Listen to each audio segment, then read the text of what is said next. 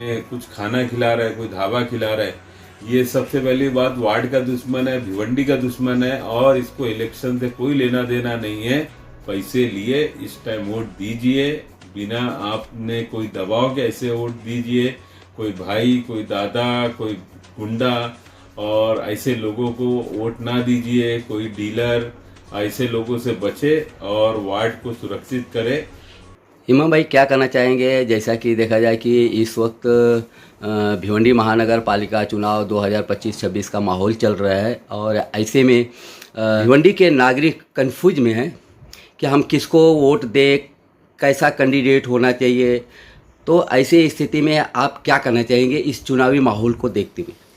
भिवंडी की जनता कुछ कंफ्यूज नहीं है। भिवंडी की जनता को मान लिया है, भिवंडी की जनता ने जान लिया है कि किसको वोट देना है, किसको नहीं देना है। ये जो माहौल क्रिएट हो रहा है अलग अलग तरीके से, कोई किसी का फोटो इस्तेमाल कर रहा है, कोई किसी को जिंदा इस्तेमाल कर रहा है। तो भिवंडी की जनता, सबसे पहली बात तो आप अपने वार्ड में देखें, 5 साल आपके वार्ड में कौन काम करता है, कौन आपका फ़ोन उठाता है, कौन आपके एक फ़ोन पे जो काम करता है। ऐसे नगर सेवक, ऐसे भावी नगर सेवक जो माजी नगर सेवक हो गए और जो 15 जनवरी को इलेक्शन आ रहा है, तो ऐसे नगर सेवक को ना चुन के दे जो आपके फ़ोन ना उठाए, समझे। और साथ ही साथ पैनल का जो सिस्टम है, अभी पैनल के सिस्टम में कभी एक काम का दिख रहा है, कभी 2 काम के दिख रहे हैं, कभी 3 काम का दिख रहा है, कभी 1 काम का रहेगा कि 2 काम के नहीं है, 3 काम के नहीं है। तो ऐसे पैनल का बायकॉट कीजिए। आपको जो समझ में आता है, जो आपके वार्ड में अच्छा कैंडिडेट रहता है, जो पढ़ा लिखा रहता है, जो जिसका कोई विज़न रहता है, जिसकी जो बातें रहती है, और आपके वार्ड में अगर वो पुराना है, 10 साल, 15 साल, 20 साल से रह रहा है, तो आपसे बेहतर उसके बारे में और कोई नहीं जान सकता है। तो ये आप एक मतलब कि सोशल एक्टिविटी में बहुत ज़्यादा फेमस हैं, तो एक सामाजिक कार्यकर्ता होने के नाते मेरा एक सवाल है कि इस वक्त जो चुनावी माहौल जो चल रहा है, ऐसा देखा पब्लिक कंफ्यूज इस बात को लेकर के है कि ये नहीं समझ पा रही है कौन सा कैंडिडेट किस पार्टी का है, कौन सा पार्टी किस कैंडिडेट को सपोर्ट कर रही है। ये बात समझ में नहीं आ रही लोगों को। नहीं, सब समझ में आ रही। फोटो वोटो चला रहे हैं, सिंबल रख रहे हैं। अभी तुम अलग बात करोगे, बोलोगे नहीं समझ में आ रहा। जनता को समझ में आ रहा है, मगर जनता बहुत दिमाग वाली है। जनता अपना डिसीजन लेना जानती है। और मैं सबसे पहली बात तो ये बोलता हूँ कि जो आपके वार्ड में पैसा बांट रहा है, जो आपके वार्ड में कुछ खाना खिला रहा है, कोई ढाबा खिला रहा है, ये सबसे पहली बात वार्ड का दुश्मन है, भिवंडी का दुश्मन है और इसको इलेक्शन से कोई लेना देना नहीं है।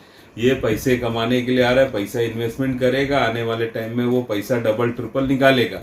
चाहे वो आपके बिल्डिंगों पे माइती मार के, चाहे आपके टेंडर में घोटाला करके, चाहे आपके कोई भी, जैसे नल भी लगाते हो तो 2000, 3000, 5000 रुपया खड्डा करने के टाइम लेगा।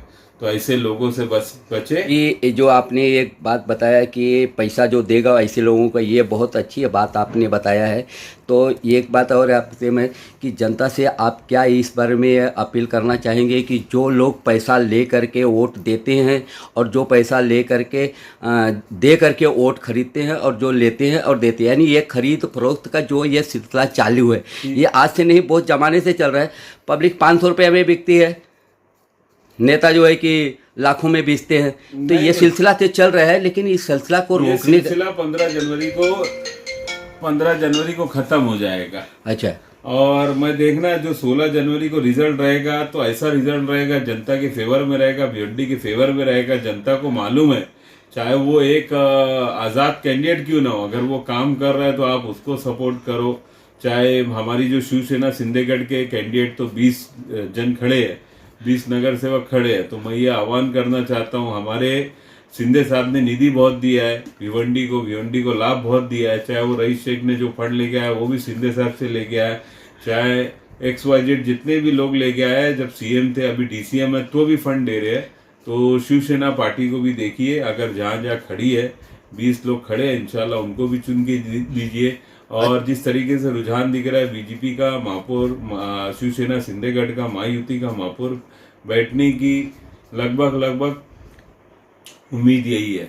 अच्छा, ये जो चुनाव से पहले कुछ कैंडिडेट को निर्विरोध चुना गया है, ऐसी स्थिति में आप क्या कहना चाहोगे? बिन विरोध चुने गए हैं ना, वो अभी उनके सामने कोई खड़ी नहीं हो रहा है तो क्या करेंगे। नहीं, सरकार का एक कैंडिडेट उनके सामने है जिसका नाम है नोटा, आखिर में वो उसके अगेन में तो कोई नहीं जा सकता ना। तो नोटा जब दबेगा तब दबेगा ना, तो अभी तो बिन विरोध हो गया ना, अभी तो 16 जनवरी को देखेंगे क्या है क्या नहीं। फिलहाल आखिरी सवाल है कि जनता से आप क्या अपील करना चाहोगे? जनता से ये अपील करना चाहता हूँ कि बिना पैसे लिए इस टाइम वोट दीजिए, बिना आपने कोई दबाव के ऐसे वोट दीजिए। कोई भाई, कोई दादा, कोई गुंडा और ऐसे लोगों को वोट ना दीजिए, कोई डीलर, ऐसे लोगों से बचे और वार्ड को सुरक्षित करे। जय हिंद, जय महाराष्ट्र।